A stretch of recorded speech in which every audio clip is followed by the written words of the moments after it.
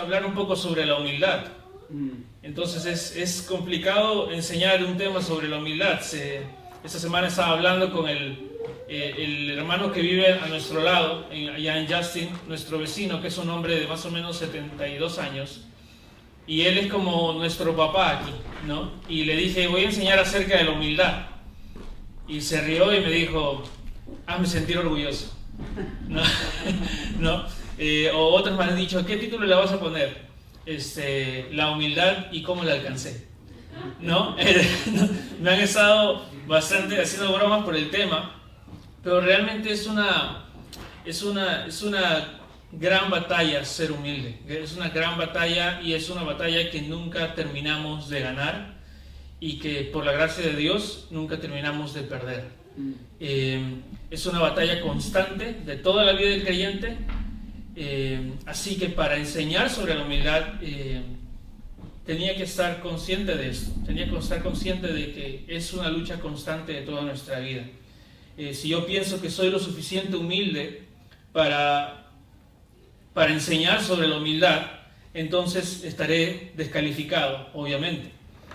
Y si espero ser completamente humilde para enseñar este tema, para poder enseñar este tema, entonces viviré decepcionado porque nunca podré lograrlo. Entonces yo creo que para todo cristiano siempre es un buen momento estudiar y enseñar sobre la humildad, sin necesidad de haber alcanzado totalmente la humildad, porque eso es algo que es una batalla constante de nuestra vida. Cada día que nos despertamos, el segundo que decidimos hacer o no un devocional, el segundo que decidimos orar o no, cada decisión que tomamos, batallamos con la humildad. La humildad es la virtud base de todas las virtudes y también es el primer pecado que debemos cometer antes de pecar en cualquier pecado. Cada vez que caemos en pecado estamos dejando de lado la humildad y estamos siendo soberbios. Y cada vez que practicamos cualquier virtud estamos adaptándonos a la humildad.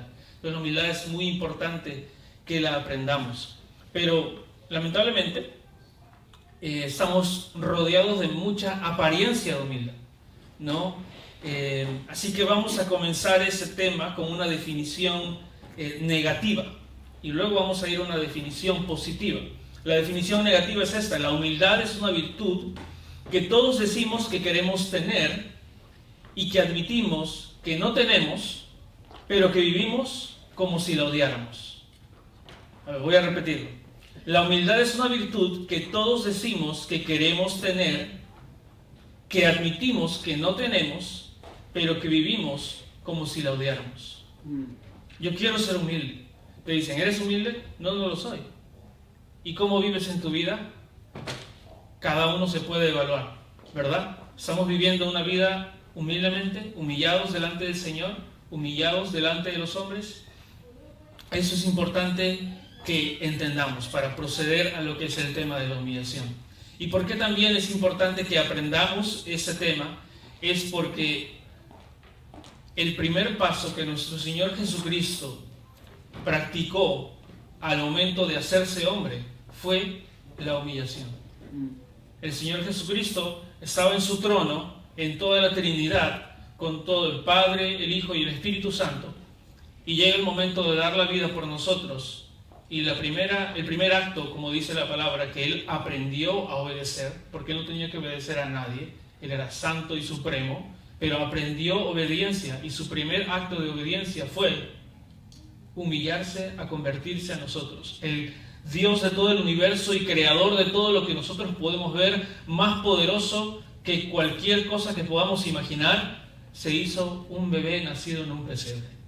Y entonces por eso es importante que aprendamos sobre ese tema. Así que vamos a comenzar ese tema, pero antes vamos a orar y pedir que el Señor nos guíe en ese tiempo, ¿sí? Padre Santo, te rogamos que nos guíes en ese tiempo a poder aprender de tu palabra, a poder salir de aquí, Señor, practicando una humildad auténtica, no una humildad falsa, no una humildad fingida, sino una humildad que nace en nuestras rodillas hacia ti, y que se hace evidente en nuestra vida con los hombres, con la iglesia, con nuestras familias.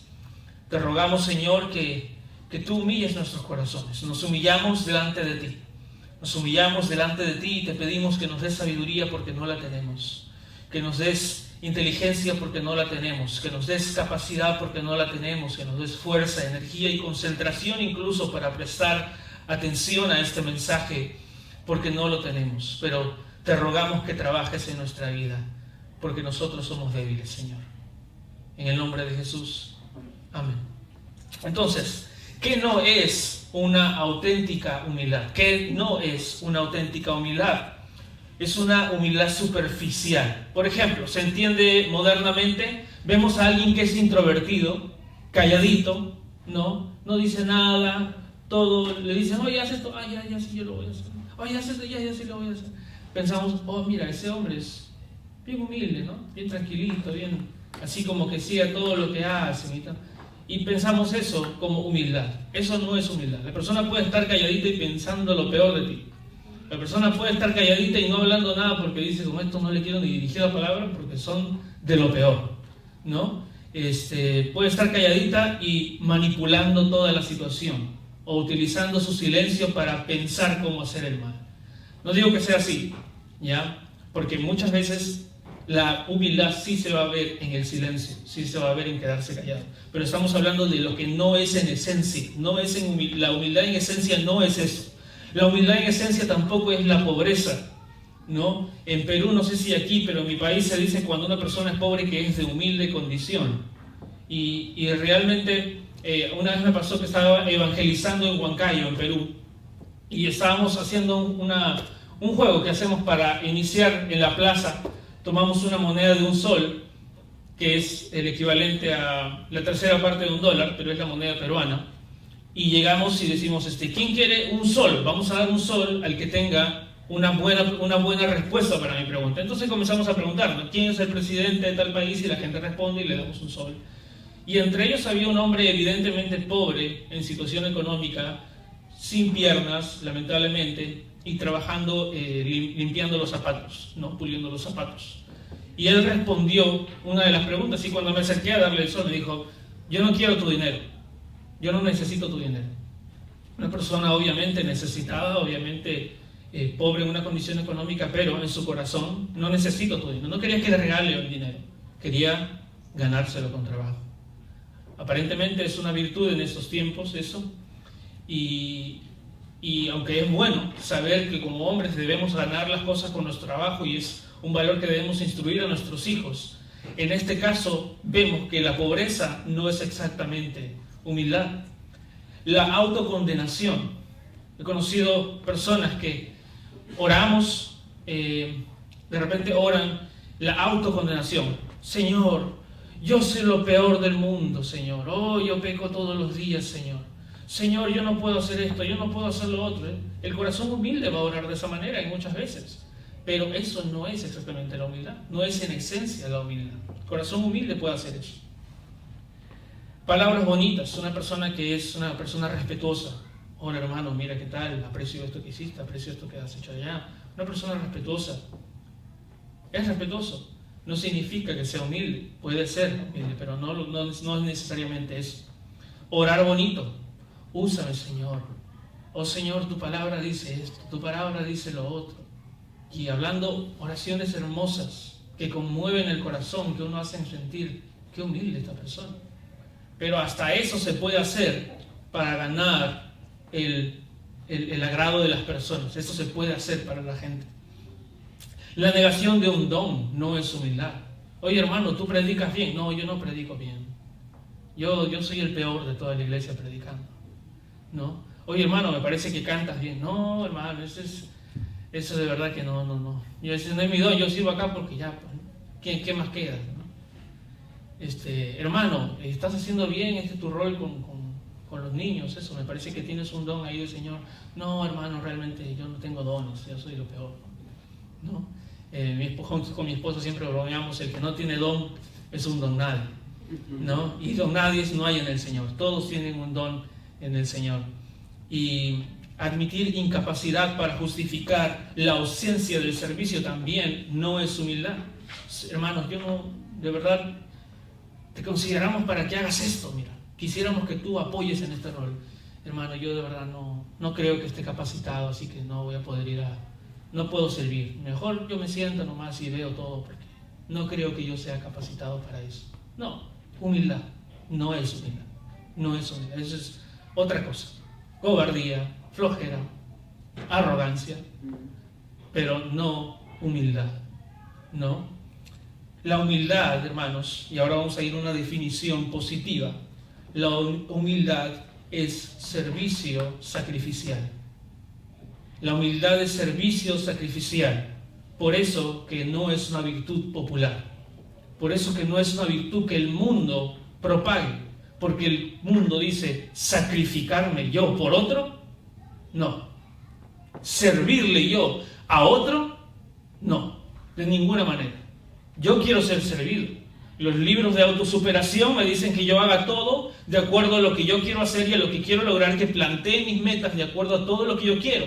Y mi sueño es ser jefe de una empresa, mi sueño es ser dueño de una empresa, mi sueño es siempre estar en lo más alto, pero servir a los demás y sacrificar mi tiempo por los demás, no. Por eso que la humildad, hermanos, puede verse como el hombre que ora bonito. Úsame, Señor, úsame para tu gloria, para llevar el evangelio a tu pueblo.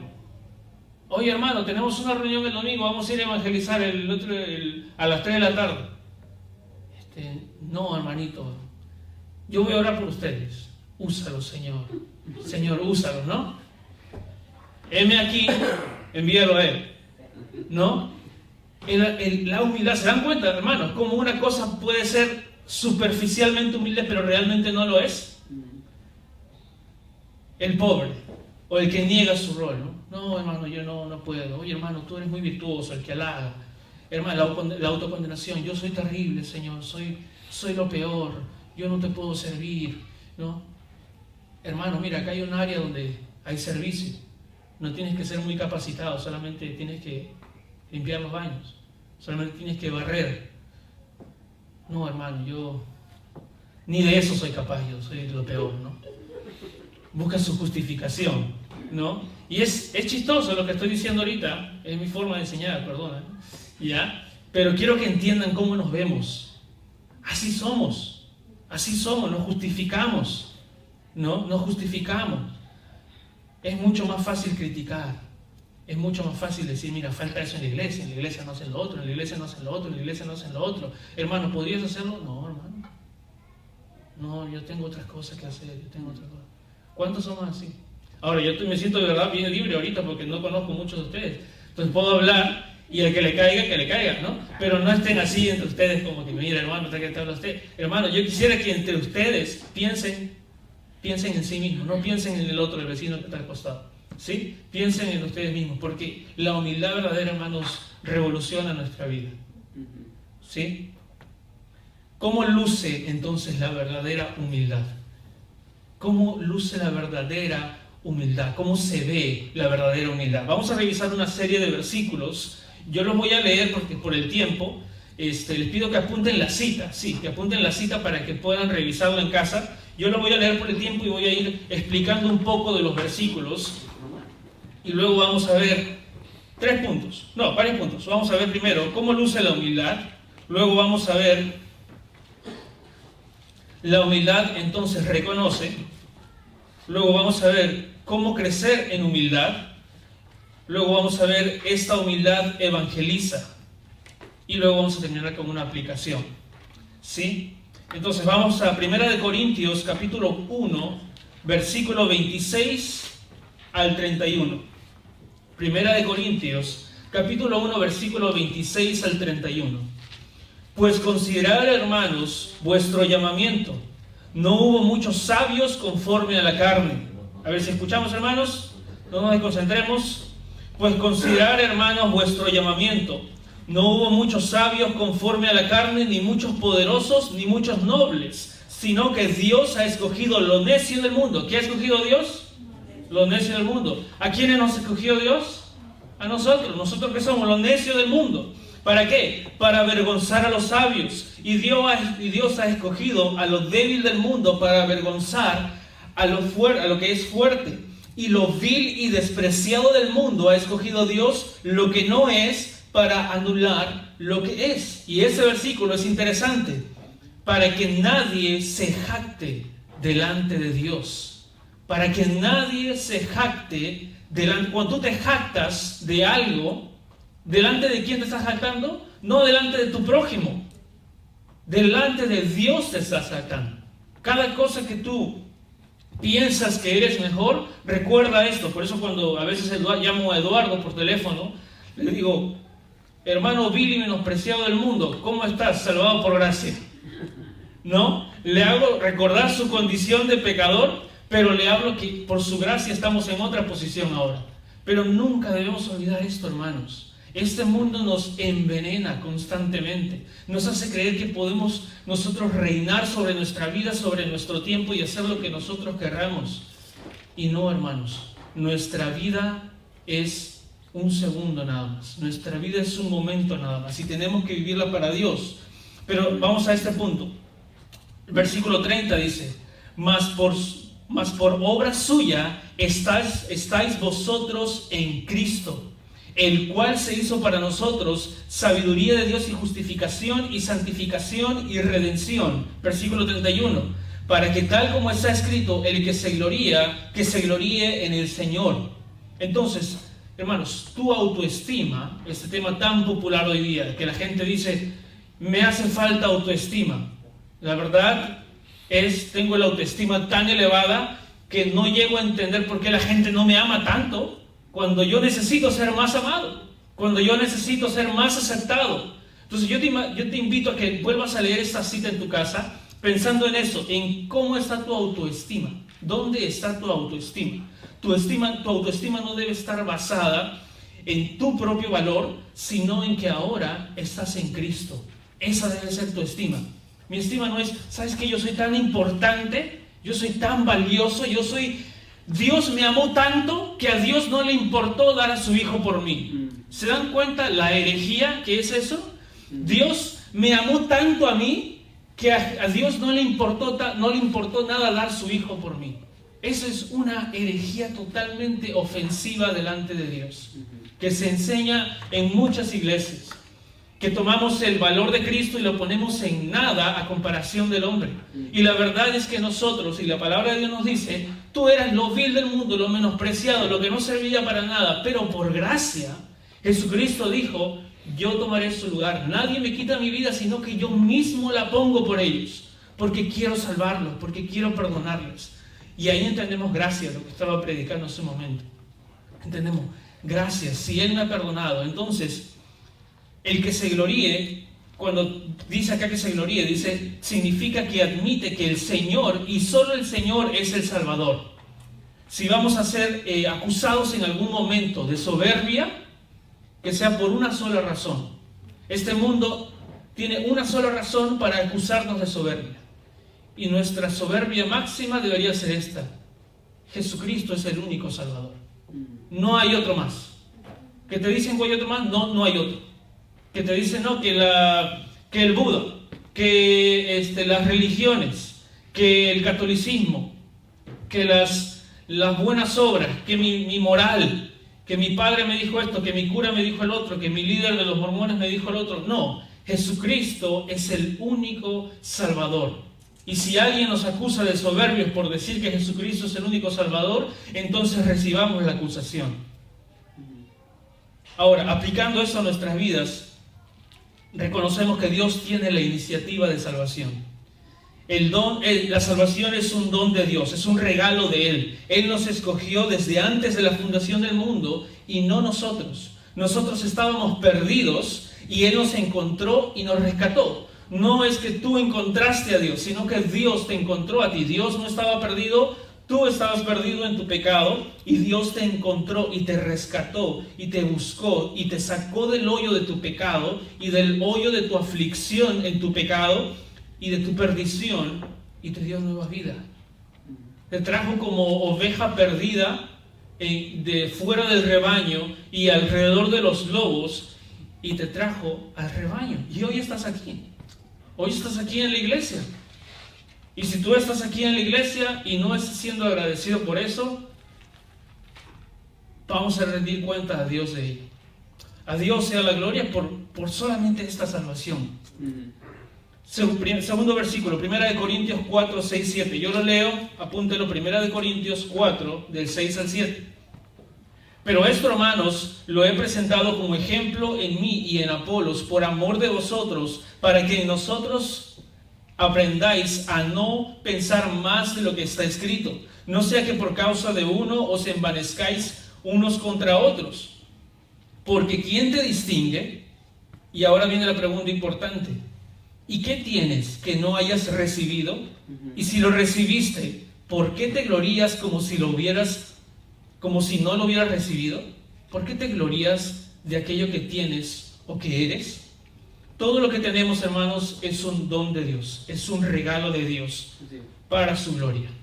Tú estudiaste, tú lograste algo. Hay mucha gente que hizo eso y no tiene nada.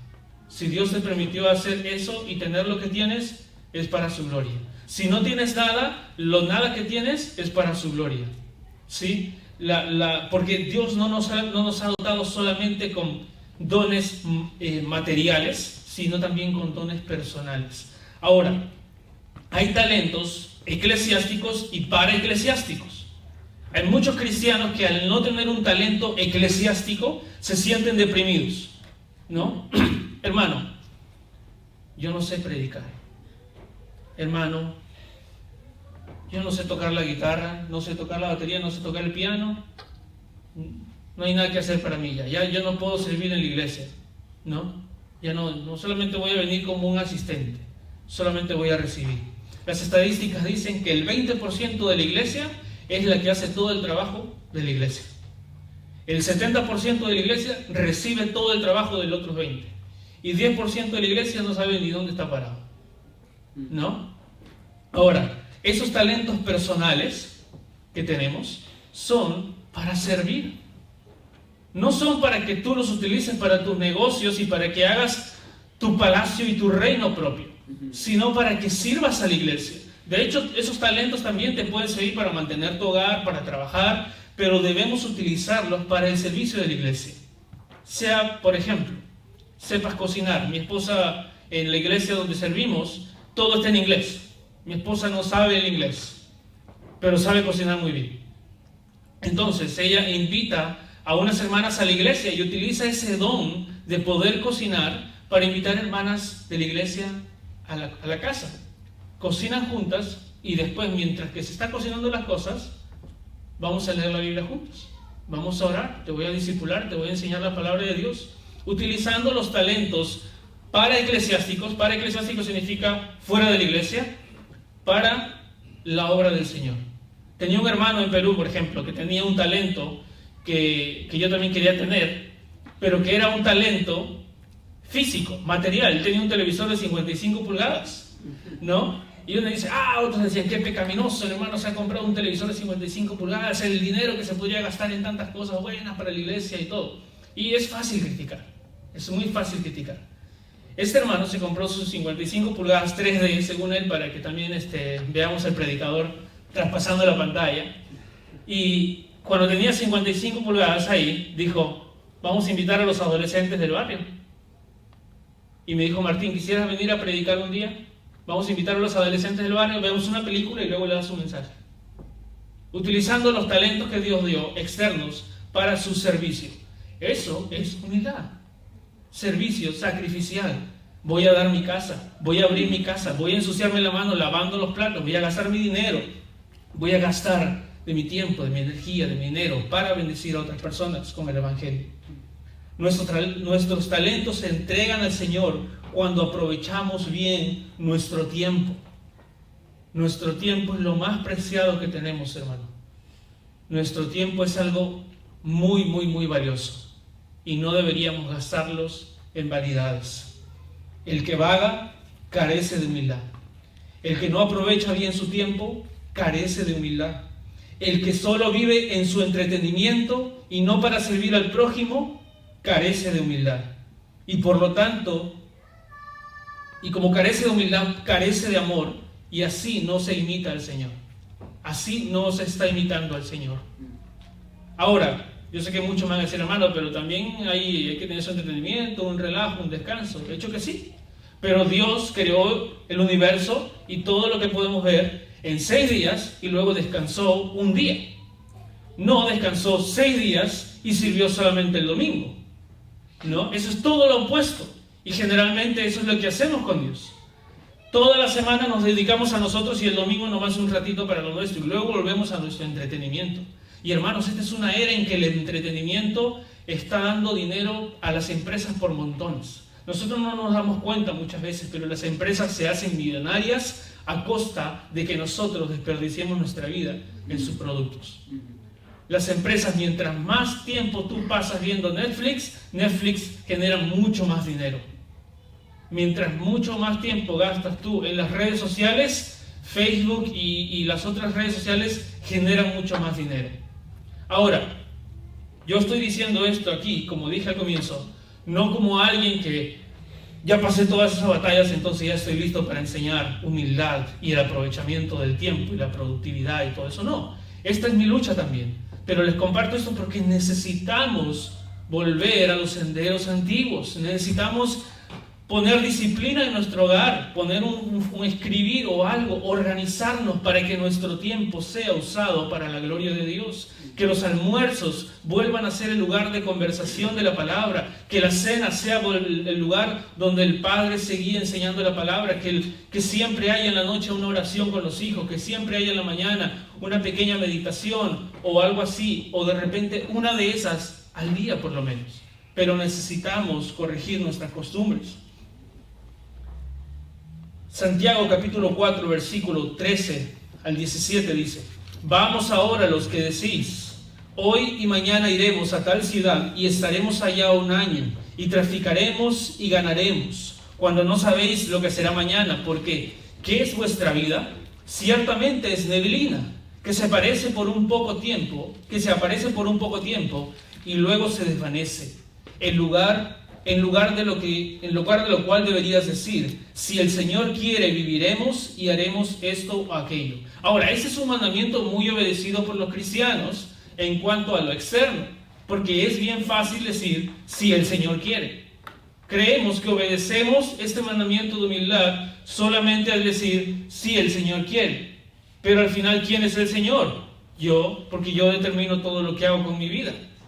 Una vez le pregunté a un hermano, mañana te veo en la iglesia, si el Señor quiere, me dice. Y le digo, claro que el Señor quiere que vayas a la iglesia, ¿cómo no va a querer? ¿No? A menos, y me dice, no, es que, no, por ahí me mata, ¿no? Y le digo, pues si te mata, ya vas a estar con Él, ¿no? Pero te das cuenta cómo utilizamos el si el Señor quiere ya como una costumbre, de tal manera que lo aplicamos cosas incluso hasta como que si el Señor va a querer que no congregues, ¿no? Te veo en la iglesia, si el Señor quiere. Siempre me acuerdo, se me da mucha risa, ¿no? Y hermanos, sigue diciendo, pero ahora, a ese versículo yo les demandaría que pongan más atención que si el Señor quiere. Eso es bueno, apliquémoslo, digámoslo, pongámoslo como una práctica cristiana. Pero aquí viene lo pesado. Pero ahora os jactáis en vuestras soberbias. Toda jactancia semejante es mala. Toda jactancia. No algunas jactancias que tienen que ver con esa soberbia, sino todas. Cada latido de nuestros corazones, hermanos, les pertenece a Dios. Cada minuto de nuestros días, cada día de nuestras vidas le pertenece a Dios. El corazón humilde es un corazón que sirve, es un corazón agradecido por la vida que Dios me ha dado. Esa oración que le enseñamos a hacer a nuestros hijos, de gracias Señor por un nuevo día de vida, esa oración debe ser real. Esa oración debe ser real. ¿Cómo yo puedo agradecer a Dios por todo el día que me ha dado de vida en la noche, a las 11 de la noche, después de haber pasado todo mi día sin buscar su palabra, sin buscarla en oración, sin humillarme delante de Él? Es una mentira. Es una mentira. Es como decirle a tu esposa que tú le amas cuando no la ves durante toda una semana, ¿no? Una vez llamó una señorita a la radio y ella decía, ¿sabes qué? Mi novio no me llama hace 2 meses. Pero yo lo amo y sé que estamos en una muy linda relación.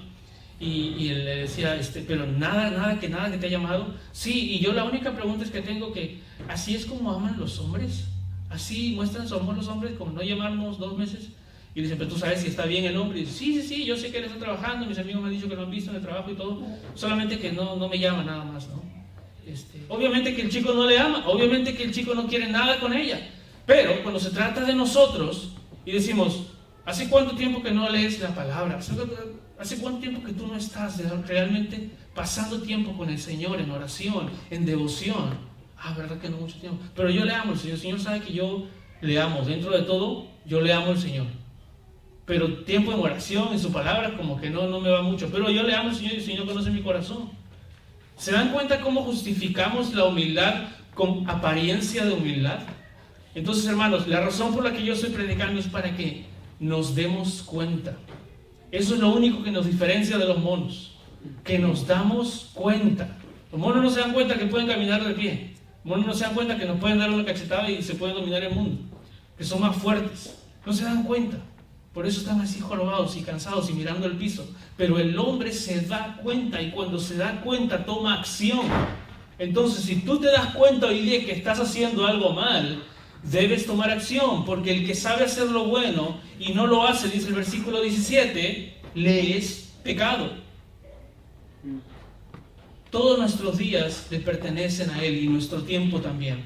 Es bueno que hagamos planes, hermanos. Es bueno que planifiquemos las cosas que vamos a hacer, pero al final debemos tener en cuenta que, como dice este versículo, de Dios depende todo. Dios decide lo que vamos a hacer. Todo depende de Dios. Y cuando nosotros dependemos totalmente de Dios, es un paralelo que quisiera hacer aquí. La humildad produce confianza.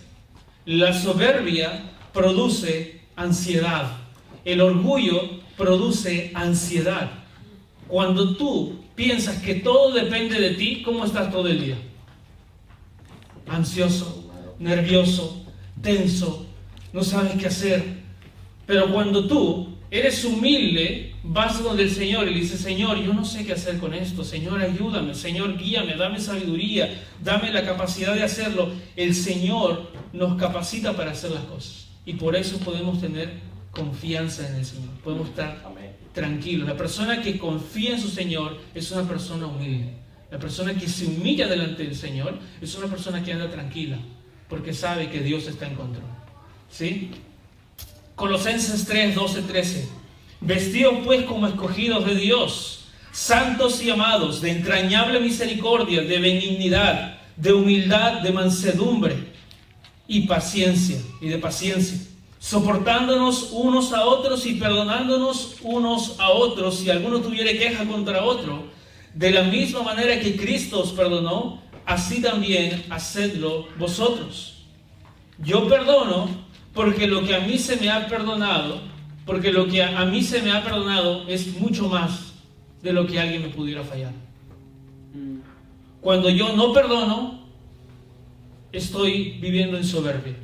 Cuando yo no perdono, estoy siendo orgulloso. Porque estoy pensando que la ofensa que me han hecho a mí es mayor que la ofensa que yo le he hecho a Dios. Y de tal manera que me estoy haciendo más santo, más justo, más bueno y más puro que Dios. Me estoy poniendo más alto que Dios.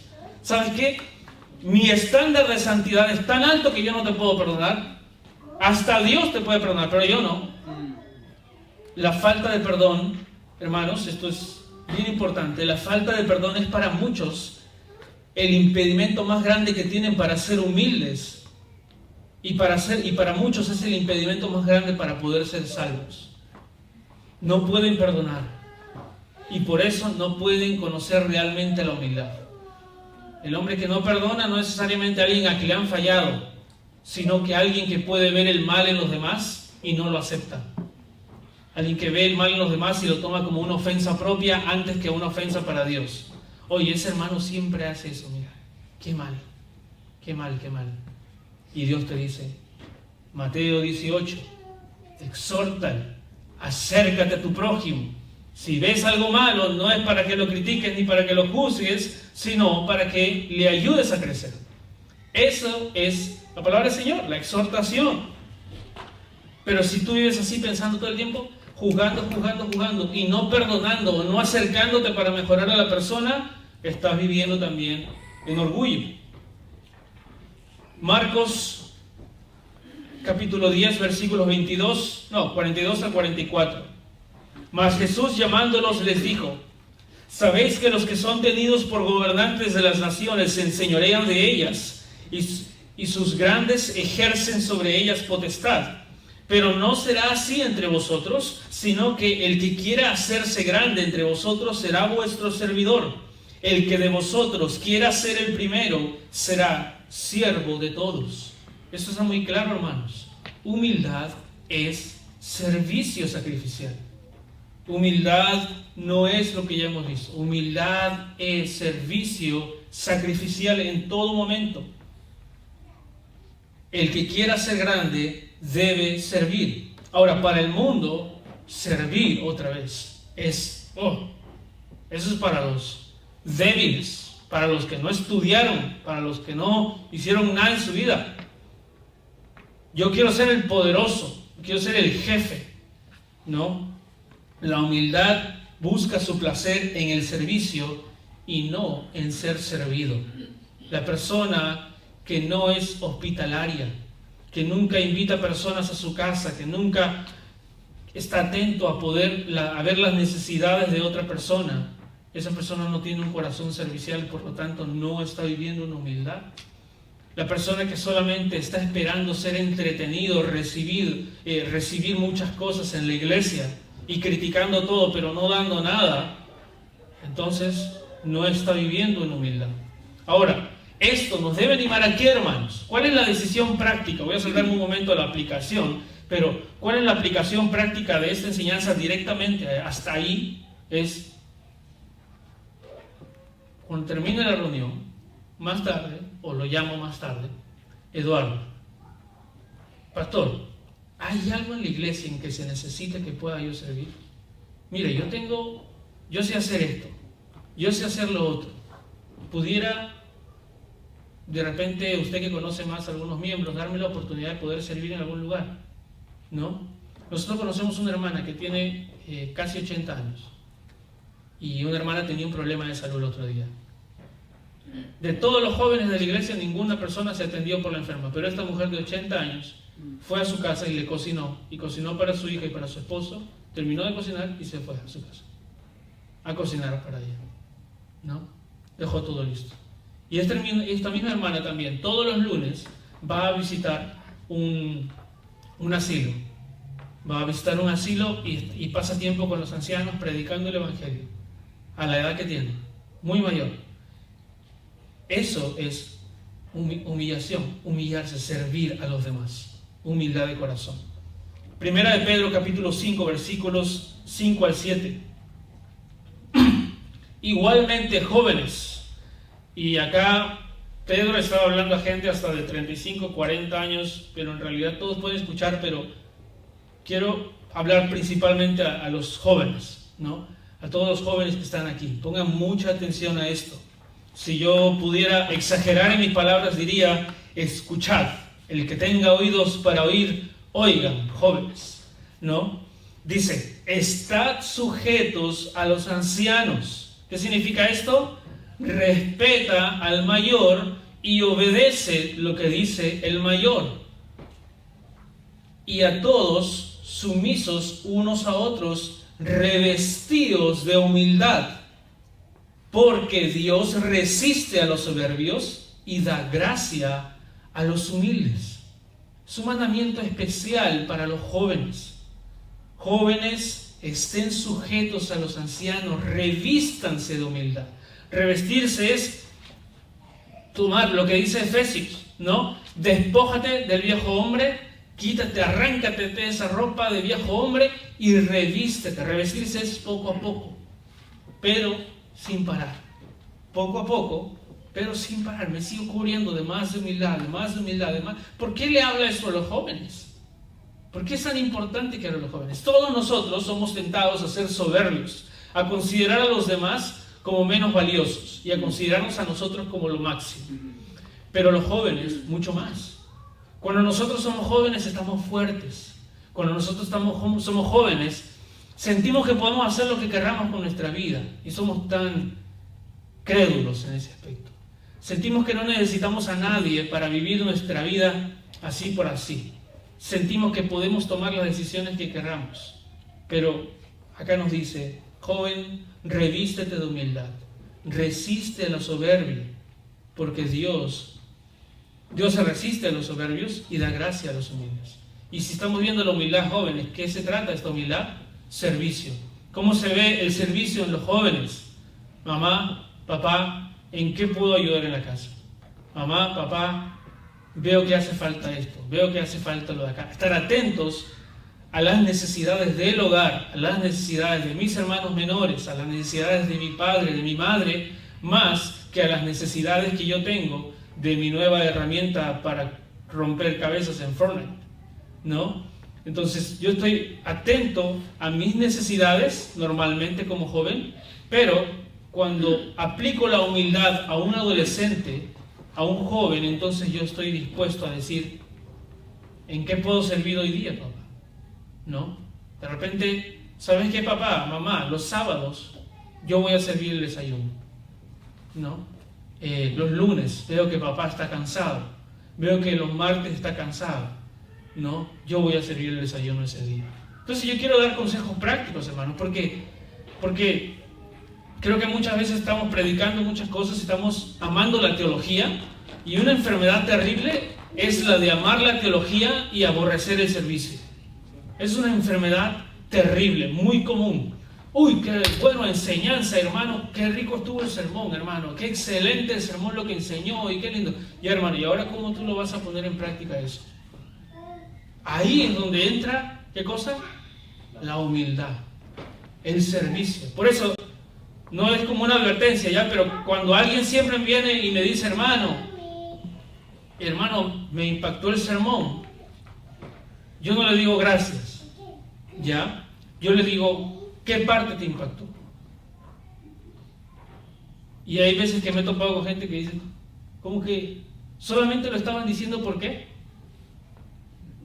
Humildad fingida. Hermano, qué lindo el sermón, de verdad me ha tocado. ¿Qué parte te tocó? No, en todo, en general, hermano. En general, el sermón estuvo muy bueno, ¿no? ¿Y por qué estuvo muy bueno?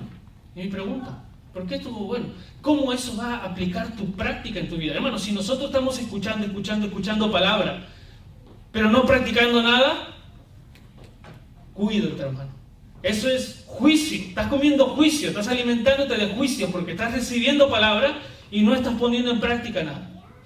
Para poner en práctica la palabra debemos sentarnos, orar y vamos a verlo más adelante. Pero sigamos, ¿sí? No se puede ser cristiano sin pasar por la puerta estrecha que es Jesucristo, y la llave de esa puerta es el arrepentimiento y el creer.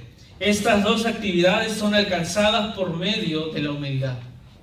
Tú no te puedes arrepentir si no eres humilde, porque al arrepentirte, ¿qué estás diciendo? Yo soy pecador, necesito un Salvador, entonces te estás humillando. Ahora, tampoco puedes creer si no eres humilde. Porque ¿qué es lo que nos manda a creer el Señor? ¿Que existió Jesús? No. El Señor nos manda a creer que Dios va a hacer su obra, no nosotros. Lo que Él te dice es, tú no puedes. ¿Tú quieres andar en santidad? Tú no puedes. ¿Quién te hace caminar en santidad? ¿Y quién te ayuda y quién te guía a caminar en santidad? El Señor. Entonces no está en tus fuerzas. Eso es humillante. Cuando nosotros somos salvos, entramos por una puerta que dice claramente, me estoy humillando. Y esa puerta estrecha es la que seguimos. Y ahora entramos al versículo por excelencia que nos habla en la palabra del Señor sobre la humillación. Completad, Filipenses 2, versículo 2 al 4. Completad mi gozo sintiendo lo mismo, teniendo el mismo amor, unánime, sintiendo una misma cosa. Nada hagáis por contienda o por vanagloria, antes bien con humildad. Y luego nos describe la humildad, estimando cada uno a los demás como superiores a él mismo, no mirando uno por lo suyo, sino cada cual también por lo de los otros. Hermanos, si tú te olvidas todo este sermón mañana, regresa a Filipenses capítulo 2, versículo 2 hasta el 4. Y lee esto de nuevo. Vamos a leerlo de nuevo. Nada hagáis por contienda o por vanagloria, antes bien con humildad, estimando cada uno a los demás como superiores a él mismo, no mirando cada uno por lo suyo propio, sino cada cual también por lo de los otros. Esa es la descripción de humildad. ¿Sí? La humildad sirve para el beneficio del otro. Yo estoy sirviendo porque quiero que los demás sean beneficiados, considerando a los demás como mayores también, considerando a los demás como superiores, como mayores. Ahora, ¿cómo tú puedes saber si tú eres soberbio o humilde? Y acá va un test, ¿ok? Para ustedes solos, ¿ah? No de codazos, sino para ti mismo. ¿Cómo vamos a saber si tú eres soberbio o humilde? Eso es un test muy pequeño. El test más exacto es evaluar nuestras relaciones, nuestras amistades, nuestro matrimonio. ¿Te ofendes muy rápido? Es una pregunta. ¿Te ofendes muy rápido? Mira, eso es lo que está haciendo allá, ¿no? A veces me dijo esto, me dijo lo otro. Mira, ni me miró el hermano, ni me miró la hermanita. Me saludó así como pensando esto, como diciendo lo otro. Y empezamos a pensar que todo el mundo tiene cosas en contra de nosotros, que no nos están tratando de la manera en que nosotros deberíamos ser tratados. Porque yo soy importante. Y yo debo ser tratado de una manera. No me trataron de esa manera. ¿No? ¿Te ofendes muy rápido? ¿Sientes que todo el mundo se equivoca, pero solo tú estás bien? ¿Sientes como, ay, este otra vez hizo lo otro, este otra vez hizo lo otro? Si tan solamente hicieran todo como yo lo hago, si tan solamente hicieran las cosas como yo he dicho que se hagan, todo saldría bien. Piensa el soberbio. Sientes como si todos fueran como tú, todo sería mejor, ¿no? Ahora, el orgulloso no puede actuar en misericordia. Por el contrario, es muy rápido para hablar y para criticar a los demás. El orgulloso está pensando siempre en atacar. El orgulloso no reconoce, el orgulloso no reconoce el bien en el otro. El orgulloso no puede decir, oye, te felicito, lo hiciste muy bien eso. No, el orgulloso quiere que le digan eso, pero él no puede decirlo. El orgulloso no puede agradecer. Te agradezco lo que hiciste ese día, porque de verdad nos ayudó muchísimo. No esperaba que hagas eso, y más bien quiero invitarte a que vengas a mi casa. Quiero hacer algo de agradecimiento para ti. El orgulloso no es agradecido, porque el orgulloso dice, eso es lo que yo me merezco, como mínimo, que me traten de esa manera. Ahora, en la actualidad tenemos muchos buenos críticos, es fácil criticar. Lo que nos falta, ¿qué cosa es? Siervos líderes. Eso es lo que nos falta. Son muy fáciles para criticar, y más ahora en la época de las redes sociales, donde tú puedes escribir algo que está furioso y lo escribes en las redes sociales ya lanzando tu crítica. Uy, luces inteligente. ¿De dónde lo hiciste? Desde tu cama echado sin hacer nada para servir al mundo. ¿No? Oh, mira, que quiero cambiar al mundo, que esto, que todo, mira, si todos hicieran esto y todo. ¿Y tú qué estás haciendo? Ah, lo posté como a las 11 que estaba echado en mi cama descansando, ¿no? Entonces hay mucha gente ahorita que quiere hacer hasta reforma, ¿no? Se creen el Martín Lutero del día y se despiertan a las 9 de la mañana y están posteando cosas en Facebook, ¿no? El mundo no se cambia con post en Facebook. El mundo no se cambia por hablar y criticar. El mundo se cambia por actuar con humildad, por servir al prójimo. Siquiera uno, pero sirve. Siquiera uno, hermano, pero sirve. Ahora, vamos a hablar de nuestro mayor ejemplo para ir terminando. Jesús no vino para ser servido, sino para servir. Amen. La humildad no es pensar menos en nosotros, no es pensar menos de nosotros, es pensar menos en nosotros y más en los demás. No es pensar menos de nosotros. No, yo soy lo peor, yo no soy nada, yo no sirvo. No se trata de eso. Sino se trata de pensar menos en ti y más en otros. No, ¿sabes qué? Yo estoy pensando en la necesidad de él, en la necesidad del otro. Necesidad espiritual, necesidad emocional, necesidad económica, necesidad de diferentes formas que hay. Calvino dijo, hablando de la humildad, que la humildad es la base de todas las virtudes. Y afirmó también lo que decía Agustín. Calvino decía, la fe nace de la humildad. Yo creo que necesito un Salvador porque reconozco que soy pecador. La adoración. Yo no puedo adorar a Dios si no creo que dependo de Él, que Él es el Dios del universo y que yo soy nada. Sin humildad yo no creo eso y no puedo adorar. La obediencia. No puedo ni querré obedecer a Dios si considero que cada desviación que yo tome debe satisfacer, cada decisión que yo tome debe satisfacerme a mí primero antes que a Dios. El amor. No podré amar a otros si el centro de mi vida soy yo. Entonces la humillación, si tú no tienes humildad, ni siquiera te va a ir bien en la vida. Porque el amor propio autoelevado destruye matrimonios. El amor propio autoelevado crea hijos desobedientes. El amor propio autoelevado crea relaciones que no son realmente fuertes. Por eso que terminamos nuestra vida y tenemos 2, 3 amigos, ¿no? Parte de eso es que es difícil encontrar buenos amigos. Por eso mismo, porque no hay personas que practiquen la humildad. Pero también parte es porque nosotros mismos no lo practicamos. Por eso dice, ¿no? Si terminas tu vida con 4 o 5 amigos, date por satisfecho, de alguna manera, ¿no? ¿Por qué? Porque no hay mejor amigo que una persona que realmente te ame más que a sí mismo. Y son muy pocos los que van a decidir amarte a ti más que a ellos mismos, ¿no? Ahora, ¿por qué es importante que aprendamos esta humildad? Agustín decía, la humildad es el fundamento de todas las demás virtudes, por lo tanto, en el alma en el que está la virtud, no existe, no puede haber ninguna otra virtud excepto en la mera apariencia. Donde no hay la virtud de la humildad, no puede haber ninguna otra virtud.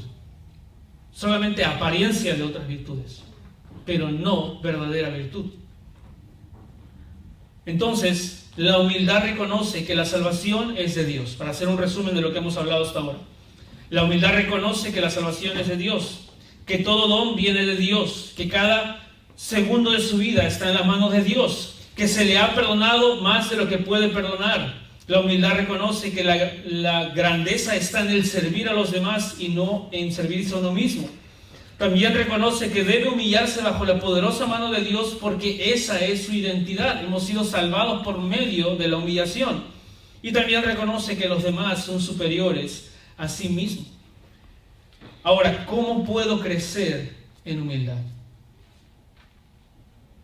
Primero, debemos obedecer a la palabra de Dios, que dice, humillaos pues bajo la mano poderosa de Dios. Miqueas 6:8 dice, hombre, Él te ha declarado lo que es bueno y que pide Jehová de ti, solamente hacer justicia y amar misericordia y humillarte ante tu Dios. Ahí está, hermanos. ¿Cómo puedo? Yo quiero ser más humilde, hermano. ¿Cómo puedo hacer? Ok, esa es tu pregunta, aquí está la respuesta. Humíllate ante tu Dios. Una escritora decía, a muchas almas les gustaría ser humildes, pero pocas desean la humillación. Muchos le piden a Dios que los haga humildes y oren fervientemente por esto, pero muy pocos quieren ser humillados. Sin embargo, es imposible ganar humildad sin humillaciones, porque así como estudiar es la forma de adquirir conocimiento, así es por medio de la humillación que alcanzamos la humildad. Esta humildad, hermanos, no puede ser alimentada, y esta humillación de nuestro ser no puede ser alimentada sin lo que me gusta llamar la reina de las disciplinas. ¿Cuál es la reina de las disciplinas? Una palabra muy antigua que se llama solitud. La soledad es una cosa, solitud es otra cosa. La soledad puede ser inesperada, puede llegar de un momento a otro. Fallece alguien, me quedé en soledad. La soledad puede ser odiada, no quiero esa soledad, no me gusta la soledad. La soledad puede ser algo que de repente el mundo busque para sus meditaciones. Pero la solitud es la disciplina espiritual del retiro voluntario y temporal hacia la privacidad con fines espirituales. Es un tipo de soledad especial determinado en buscar a Dios. Eso es la solitud. Estoy separando mi tiempo, estoy teniendo, así como tengo una cita con alguien y digo, no, ¿sabes qué? No puedo porque en ese momento tengo una cita. De la misma manera, no puedo porque tengo que reunirme con Dios. Es intencional. Esa es la reina de las disciplinas. Todas las disciplinas espirituales son buenas.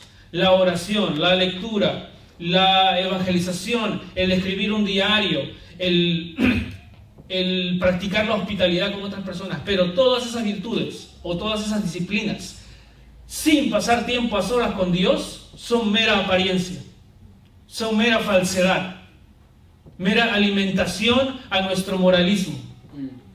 Pero si nosotros diariamente separamos un tiempo con Dios, no digo que sea en la mañana o en la noche, pero que separes un tiempo con Dios, entonces va a ser muy difícil, hermano, que tú pases de tus rodillas delante de Dios y salgas a la calle a pisotear a los hombres. Es muy difícil para el hombre cristiano arrodillarse delante de Dios y luego pasar por las necesidades de los demás sin considerar nada. Y pedir, y pedir, y pedir, y pedir, y pedir, y pedir. ¿Qué es lo que hacemos? Esta humildad nos va a ayudar a tener unas vidas reposadas, a tener vidas calmadas, a tener vidas que crezcan en el Señor. Tomad mi yugo y aprended de mí, que soy manso y humilde de corazón, y hallaréis descanso para vuestras almas. ¿Qué tiene que ver la humildad con el descanso para el alma? Es que cuando tú te humillas, tú confías en que el Señor tiene el control. Ninguno de sus hijos aquí se despierta y dice, ¿hoy día podré comer o no? ¿Hoy día tendré comida? ¿Hoy tendré luz? ¿Funcionará el baño? ¿Podré salir a respirar aire? Ninguno. ¿Por qué? Porque tienen su padre. Saben que tienen un techo, saben que tienen un hogar y saben que tienen provisión y confían en su padre. Cuando tú confías en tu padre, estás confiado y estás tranquilo. Llevad mi yugo sobre vosotros. El yugo es pesado, pero Jesucristo dice, mi yugo es ligero. Y sabes que aprende de mí, que soy manso y humilde de corazón. Él era humilde de corazón. Nosotros debemos buscar esa humildad. No la humildad de apariencia, sino la de corazón. Esta humildad, hermanos, va a terminar siendo una humildad que transforme la vida de los inconversos. Esta humildad va a terminar asombrando a los inconversos. Oye, esta persona es diferente. Esta persona no busca su beneficio propio. Esta persona está sirviendo con motivos totalmente divinos. Pero si nosotros salimos a predicar con soberbia, ¿qué vamos a hacer? Lo más horrible que puede haber en un cristiano, el orgullo espiritual. Señalar el pecado de los demás. Tú, fornicario, adúltero, homosexual, tú eres un pecador y todo, pero yo estoy con Dios. ¿No? El orgullo espiritual, tan contaminante, tan lleno de orgullo, tan lleno de malicia, tan lleno de comparación, y no reconociendo, yo soy lo vil del mundo, fornicario, homosexual, adúltero. Vengan a Cristo porque Él me salvó a mí y yo fui así también. Es otra clase de predicación, una predicación humilde que trae como fruto salvación porque sale del amor. Ahora, hermanos, Dios, si nosotros nos hacemos humildes delante de Él, nos humillamos delante de Él en oración, Dios no solamente nos va a dar gracia a los humildes, sino que también va a dar gracia por medio de los humildes. Cuando nosotros nos humillamos delante de Dios, Dios nos llena de gracia y al mismo tiempo esa gracia, dice su palabra, salta como ríos de agua viva hacia la gente. Y nuestro mayor ejemplo, nuestro Señor Jesucristo. Amén. Miren esto, Jesucristo se hizo hombre, siendo Dios. Sirvió a su pueblo sin importar su dolor ni aflicción. Se humilló a sí mismo. Jesucristo buscó fortaleza en la intimidad con su Padre. No hablaba nada que su Padre no le había dicho. No vino para ser servido, sino para servir. Nos amó más que a sí mismo. Jesucristo nos perdona. Jesucristo nos prepara morada ahora mismo. Jesucristo nos sostiene con vida a pesar de nuestras ofensas. Jesucristo resistió el insulto y el escupitajo de los soldados. Jesucristo soportó la corona de espinas. Jesucristo soportó el oprobio. Jesucristo murió en una cruz, que era lo más humillante de su tiempo. Fue abandonado por su Padre y murió al costado de 2 ladrones, avergonzado. Ese es nuestro máximo ejemplo de humillación. El que da su vida por lo demás. No hay nadie que ame más a su prójimo que aquel que da su vida por otros. No hay nadie que se humille más por su prójimo que aquel que da su vida por otros. Este es el Evangelio. Jesucristo no solamente se quedó ahí, sino que fue resucitado. Porque Dios dice que a los humildes Él los exaltará. Él no está diciendo una promesa para nosotros para que pensemos, oh Señor, entonces yo quiero ser humilde para que Dios me exalte en el día del cielo. Él está diciendo, esa es tu naturaleza. Si tú eres un creyente, eres humilde y por lo tanto vas a ser exaltado. Vas a ser exaltado porque has creído, y porque has creído, eres humilde. Si tú no eres humilde, no vas a ser exaltado porque no has sido salvado. Entonces, ¿cómo aplicamos esto como creyentes? No seamos soberbios, porque sabes que si tú eres hijo de Dios y estás andando en soberbia, Dios va a hacer contigo lo que hizo con Pedro, o lo que hizo con Moisés, porque Dios a sus hijos disciplina. Pedro decía, yo no te voy a negar, Señor. No, los demás serán, pero yo no. Señor, tú eres lo mejor que me ha pasado, yo no te voy a negar nunca. ¿Y qué pasó con él? A unos días después, mujer, a ese hombre yo no lo conozco.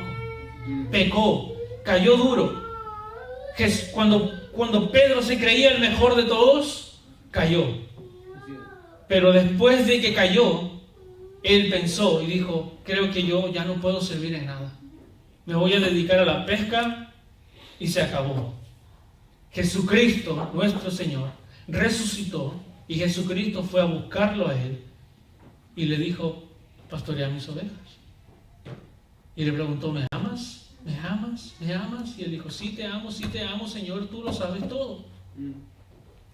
Y allí Jesucristo lo utilizó y meses después Pedro estaba predicando y 3,000 personas se convertían.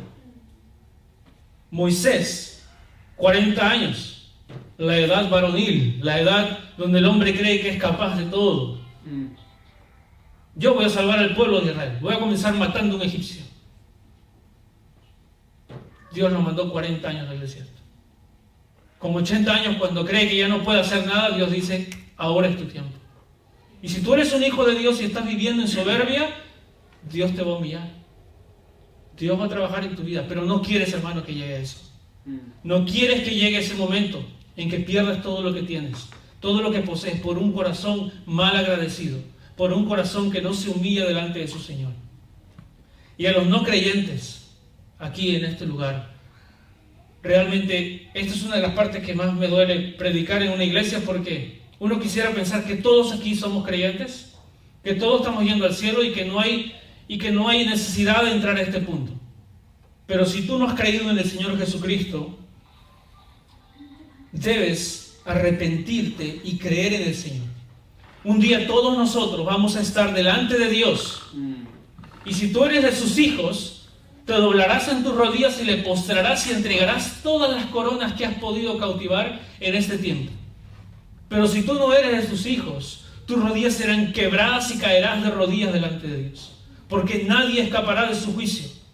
Nadie escapará de su presencia luminosa, gigante, aplastante, y todos caeremos aplastados, chiquitos, como nada delante del Señor Jesucristo. Y su voz de trueno dirá a los que no le creen, apartaos de mí, malditos hacedores de maldad, al fuego preparado para el diablo y sus ángeles. Y yo no creo que tú quieras escuchar esas palabras. Pero la razón por la que te digo esto no es para decirte, te vas a ir a condenación, sino que Jesucristo murió por ti y ahora Él dice, yo he abierto una puerta. Pero la puerta para que vengas a mí es, humíllate delante de mí. Humíllate delante de mí, porque yo te puedo dar salvación.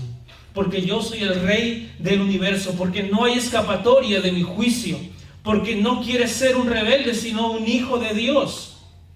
Arrepiéntete y podrás entrar al palacio del Padre, y Él te dirá, ven, buen siervo fiel, y estarás en la morada de Jesucristo, y habitarás con Jesucristo por la eternidad. Y si tú no has creído en el Señor, debes arrepentirte y creer en el Señor, y Él te va a guiar. No esperes cambiar tu conducta para decir, cuando yo cambie, recién voy a llegar. No vas a poder. No esperes que ocurra una experiencia inmensa para que tú recién te arrepientas, que se caigan las ventanas de este lugar y el Señor diga, arrepiéntete y cree.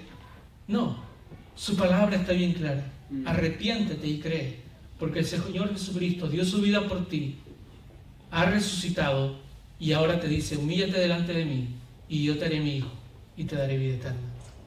Oremos. Padre Santo, Padre bueno, gracias Señor por tu palabra. Ayúdanos Señor a practicar la humillación delante de ti, a humillarnos en las mañanas o en las noches, durante todo el día, buscar en un tiempo libre el poner nuestras cabezas hacia abajo, decirte, Señor, tú eres Rey, tú eres el juez y yo me someto a tu reinado. Úsame para bendecir a tu pueblo. Ayúdanos, Señor, y te ruego por las personas que están aquí en este momento, Señor. Si hay alguno que no te ha entregado su vida, Señor, que sea hoy el día de salvación, que sea hoy el día en que se puedan arrepentir, humillarse delante de ti y empezar a poder vivir esa vida llena de gozo y de gracia y de disfrute de tu presencia. Gracias, mi Dios, por esta palabra. Obra en nuestras vidas. En el nombre de Jesús. Amén.